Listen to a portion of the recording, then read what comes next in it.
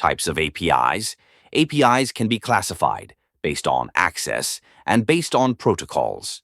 First, based on access, we have 3 types of APIs that are public, private, and partner.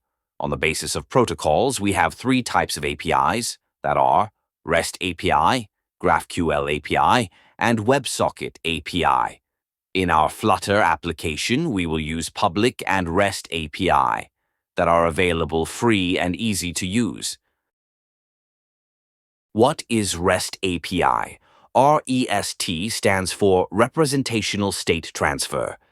REST API enables different systems to communicate over the internet using HTTP, just like how your browser loads websites.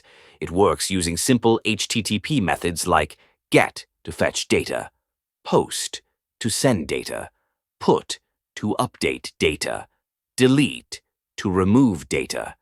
It returns data in JSON format. It is widely used in web and mobile app development. Flutter API-based projects ideas.